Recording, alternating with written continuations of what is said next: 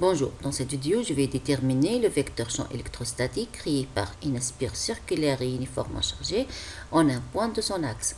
La méthode que je vais utiliser est celle du calcul direct. Je vous rappelle que le corrigé de cette application a été déjà fait dans une vidéo précédente où j'ai pas tenu compte de la symétrie de la distribution de charge. Dans cette présente vidéo, je vais tenir compte de cette symétrie pour la distribution de charge et je vais vous montrer quelles sont les simplifications que peut introduire cette étude au niveau du calcul. Soit alors une spire circulaire d'axe OZ. Cette spire circulaire est uniformément chargée avec la densité linéaire de charge lambda que je suppose positive. Cette spire circulaire crée partout en son voisinage un vecteur champ électrostatique, mais notre objectif détermine le vecteur champ électrostatique en un point de son axe, c'est-à-dire en un point de l'axe OZ. Maintenant, avant de commencer le calcul, on va se poser la question: est-ce que le point M appartient à un plan de symétrie ou bien d'antisymétrie pour la distribution de charge? La réponse est oui. En fait, ce point M appartient à une infinité de plans de symétrie paire pour cette distribution de charge. À titre d'exemple, soit le plan suivant. Ce plan, c'est-à-dire OUY, OUZ, ou bien c'est le même plan MUY, MUZ, est un plan de symétrie paire. Pour une vision plus claire, on va faire la vue du dessus. La vue du dessus va donner une distribution de charge sous forme d'un cercle bien représenté. L'axe des Y est représenté ici. L'axe des X, il est là. Et l'axe des Z est un axe qui est sortant. Dans ce cas, le plan va être représenté par cette droite. Alors, remarquez que cette droite coupe la distribution de charge en deux parties identiques et symétriques. Et chaque point P de cette partie ayant une charge sont symétriques P'. Il appartient à la distribution et il est porté par la même charge. Bien. Si ce plan est un plan de symétrie paire, alors on peut conclure que le champ E de M appartient à ce plan. Donc le champ E de M appartient au plan MUY, MUZ. On a un autre plan. Le voilà. Ce plan aussi coupe la distribution de charge en deux parties identiques. Il s'agit d'un plan de symétrie paire. Donc le plan MUX, MUZ est un plan de symétrie paire qu'on peut le voir ici sur la vue de dessus de cette façon. Alors, il est représenté par cette droite bleue. Donc, cette droite bleue coupe la distribution de charge en deux parties identiques et symétriques. Il s'agit d'un plan de symétrie paire. Le champ E de M appartient aussi à ce plan. Donc, le champ E de M appartient au plan rouge et au plan bleu. Le champ E appartient à ces deux plans, donc appartient à leur intersection. Donc on peut dire dès maintenant que le champ E, il appartient à l'intersection de MUY, MUZ et MUX, MUZ. Donc il vient immédiatement que le champ E au point M est porté par l'axe des Z. Mais quand même, je vais ajouter un autre plan. Soit ce plan, c'est le plan MU-ρ, MUZ. Qu'on peut le représenter ici. Il coupe aussi la distribution de charge en deux parties identiques. En fait, tous les plans contenant l'axe des Z sont des plans de symétrie paire pour la distribution de charge.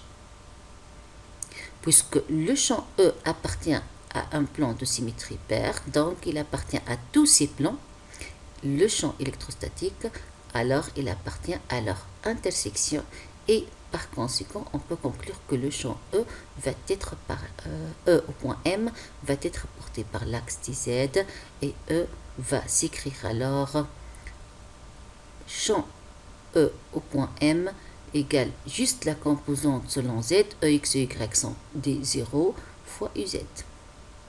Donc E, d'après cette étude de symétrie, on a montré que E va être porté par l'axe des Z. Bien. Maintenant, revenons à notre système. On a dit que la méthode qu'on va utiliser est la méthode du calcul direct. L'idée de cette méthode est de prendre une toute petite partie de la distribution de charge portant une charge dQ. Cette toute petite partie de charge va créer un champ élémentaire dit E au point M. Cette petite charge, ou bien cette charge élémentaire, elle est tellement petite qu'on peut la considérer comme charge ponctuelle, et par conséquent, le champ qu'elle va créer va avoir l'expression d'un vecteur champ électrostatique créé par une charge ponctuelle, c'est-à-dire d de E P au point M, c'est dQ sur 4P epsilon 0, vecteur PM sur la norme de PM au cube, avec P et la position où se trouve notre charge, ou bien où se concentre notre charge élémentaire. dQ est la valeur de la charge élémentaire et M est la position où on cherche le champ créé par cette charge élémentaire. Puis, on va dire que dans notre situation particulière, on a une distribution linéaire de charge, donc dQ s'écrit lambda fois dL. Notre distribution linéaire de charge est sous forme d'un cercle, donc le déplacement élémentaire, une toute petite partie d'un cercle n'est autre qu'un arc d'un cercle. Cet arc est de rayon R et avec un angle dφ, donc dL va s'écrire R fois dφ. Il vient alors que dQ s'écrit lambda fois R fois dφ.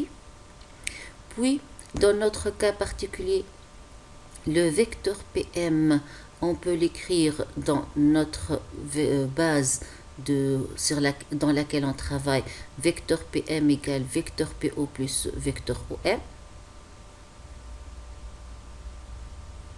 Le vecteur OM est porté par l'axe des Z, donc il va s'écrire Z UZ avec Z et la composante du point M sur l'axe des Z. Et le vecteur PO, c'est un vecteur opposé au vecteur euro, donc et de valeur R, donc il va s'écrire moins R fois euro. Euro UZ sont deux vecteurs d'une même base orthonormée, donc la norme de PM, ça va s'écrire racine carrée de R carré plus Z carré, et la norme de PM au cube s'écrit R carré plus Z carré, le tout à la puissance 3/2. Réécrivons maintenant le champ élémentaire en remplaçant chaque terme par son expression. En fait, on a remplacé dQ par lambda R dφ. On a remplacé vecteur PM par moins R euro plus Z UZ. Et la norme de PM au cube a été remplacée par R carré plus Z carré, le tout à la puissance 3/2. Et si on développe cette expression, on trouve deux termes. Un est proportionnel au vecteur euro, l'autre une composante proportionnelle à UZ. Donc le champ élémentaire au point M, créé par la charge élémentaire centrée au point P, a deux composantes, une composante parallèle à euro et une composante parallèle à UZ. Réécrivons maintenant le résultat auquel on est abouti.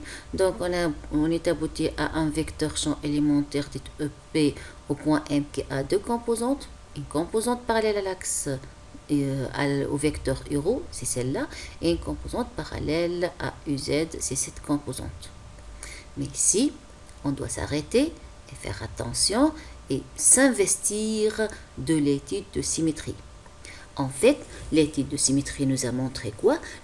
Avec l'étude de symétrie des problèmes, on a pu conclure que peu importe la direction du vecteur champ élémentaire créé par la charge élémentaire, la direction du vecteur champ total créé par toute la distribution au point M ne va être portée que par l'axe des Z. Il vient alors que cette composante ne nous intéresse plus. Donc lorsqu'on va calculer le champ total, c'est-à-dire lorsqu'on va intégrer cette expression, c'est-à-dire on va sommer sur cette composante et on va faire l'intégrale de cette composante. Mais lorsqu'on va faire l'intégrale de cette composante, même si on va faire l'intégrale de cette composante, le résultat va être un vecteur nul. Donc c'est une perte de temps. Pourquoi? Parce qu'on sait dès le début que l'intégrale de D de E, ou bien le champ total, ne va être porté que par UZ. Donc il nous suffit d'intégrer cette composante. Pourquoi? Parce que finalement, faire ce calcul ou bien non, ça va donner un vecteur nul et la seule composante qui va donner un vecteur différent du vecteur nul, c'est celle-là. Il vient alors que le vecteur champ électrostatique va être l'intégrale d de Ez uz. C'est-à-dire, je remplace d de Ez par son expression, c'est celle-là. Lambda R défi sur 4pi epsilon 0 Z sur R2 plus Z2 le tout à la puissance 3,5 le tout facteur de UZ. UZ est un vecteur constant. Et ici, quelle est la variable d'intégration? C'est phi. Phi est la variable d'intégration et on va intégrer pour tenir compte de toutes les charges élémentaires. Pour tenir compte de toutes les charges élémentaires, il faut que phi varie de 0 à 2pi et c'est ce qu'on a écrit ici. Et pour plus d'explications, vous pouvez revenir à la vidéo qu'on a déjà faite et que je vais préciser son lien au-dessous dans la description. Donc, toutes ces composantes sont des constantes à part le phi. Il vient alors que le résultat définitif, lambda R sur 2 epsilon 0 Z sur R2 plus Z2, le tout à la puissance 3,5 UZ. Soit alors le vecteur champ électrostatique est un vecteur porté par UZ. C'est le même résultat qu'on a trouvé dans la vidéo précédente.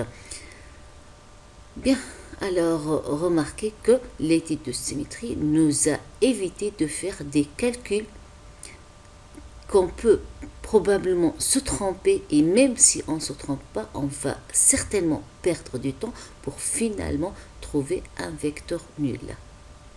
Bien, alors je vais m'arrêter à ce niveau et à la fois prochaine. Merci.